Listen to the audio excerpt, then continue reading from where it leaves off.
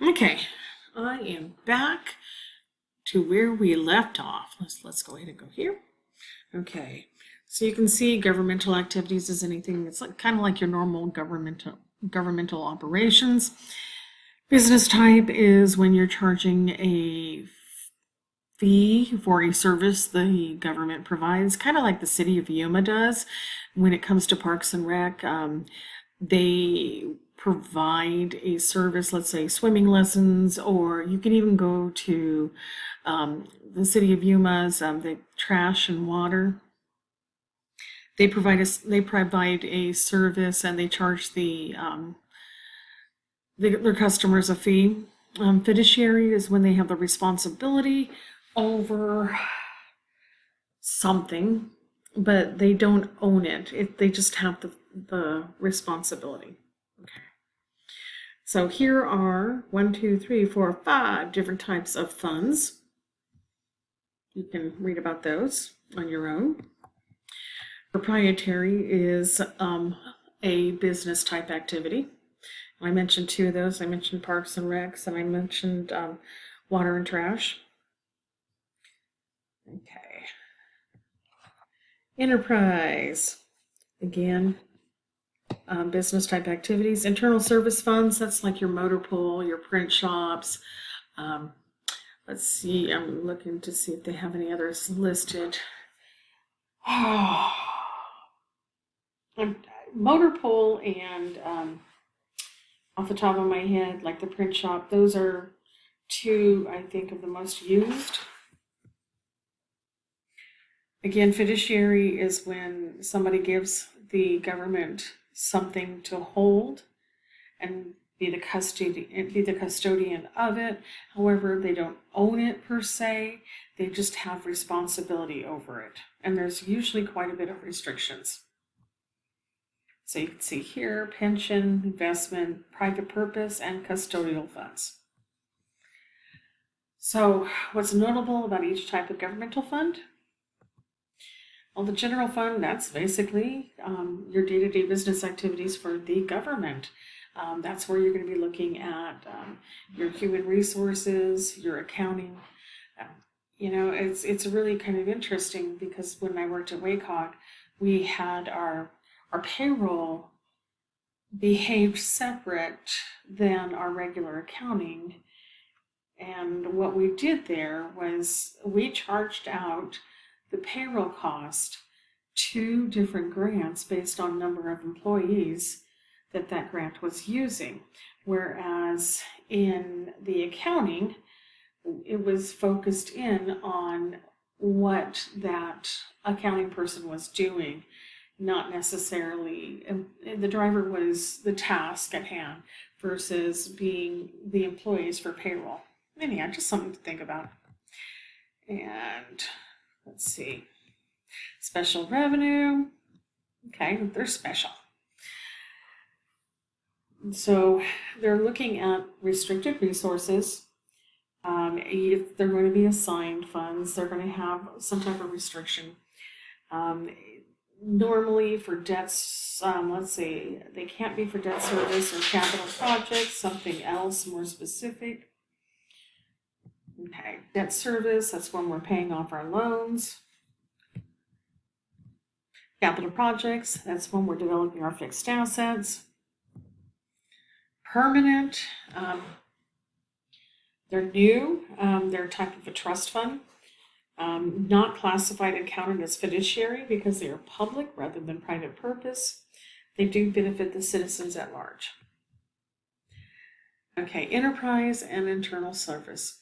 Enterprise is where you're looking at a fund that focuses in on providing some type of service or product for your constituents, your customers, your citizens.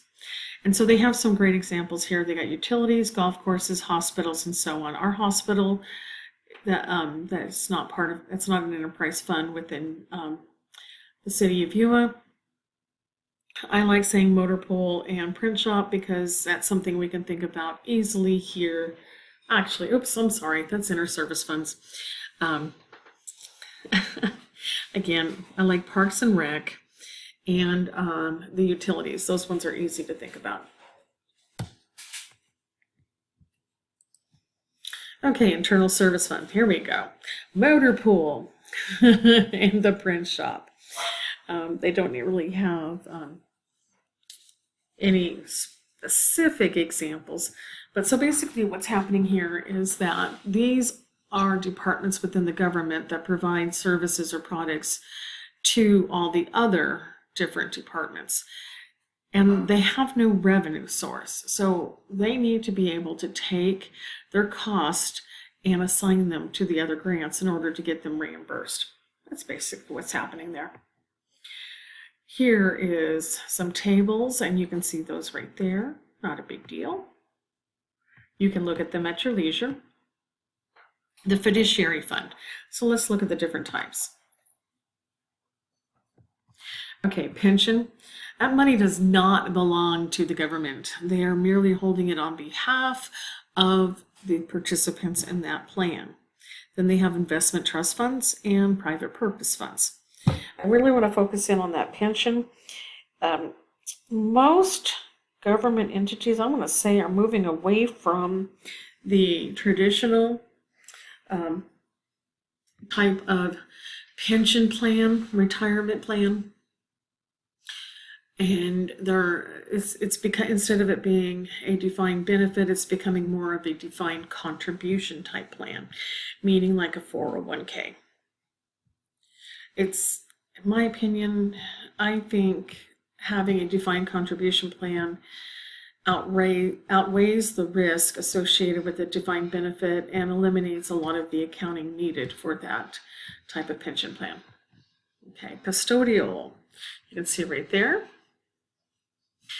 The state of Arizona does a lot of these pass-through grants. WACOG, a lot of our money was received as a pass-through grant from the state of Arizona. Okay, CAFR. We always like a good CAFR. Okay, they have a SWR. I like CAFR better. It just rolls off the tongue a whole lot better. And when I was going to school, this is how we learned about it. We put the comprehensive annual financial report. So if you hear me call it a CAFR, I am referring to this. You get your introductory section, you get your financial section, you get your statistical section. Again, lots and lots of really cool information. You have an MDA, the financial statements, notes, and any supplementary information you may need. So you can see what's happening here. Financial section. These are pretty basic. This is information describing the government. Okay. Government-wide statements. Again, these statements are providing two different types of information. Their purpose in reporting. One is focusing in on your short term within 1 year, and it's not thinking about how you're going to spend the money in the future. It's just focusing in on that 1 year. And the other one is focusing in on the grand scheme of things. That's how I think about it. Okay. Okay, I'm going to go ahead and go through those.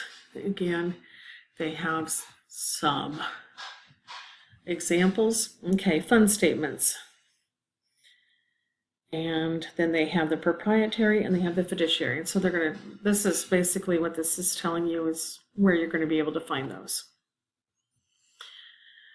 Okay, fund accounting as a convenience, not a mandate. GASB, okay, and we have to comply with GASB. If we're government, we have to comply with GASB. FASB doesn't do that.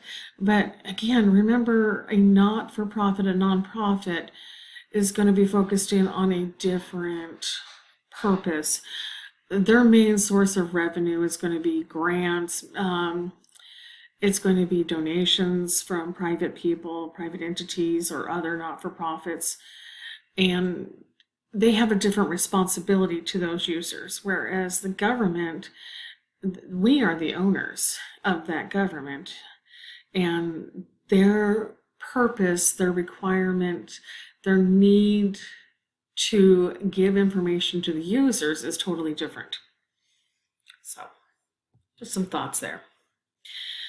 Not-for-profit, so you can see right there, and we even did a kind of providing notes to the financial statements, just to say, hey, this is what really was happening. Okay. Requires donors to classify their net assets into two categories, not restricted and restricted. Make sure you got those endowments listed. There's more flexibility with not-for-profits than with governments. Okay, I've just lost my mouse. There we go, there's table 2, table 13. And here's your key terms. And I'm going to go ahead and close out this PowerPoint. Watch this. There we go. I'm done. Okay, I'm going to move on to chapter 3.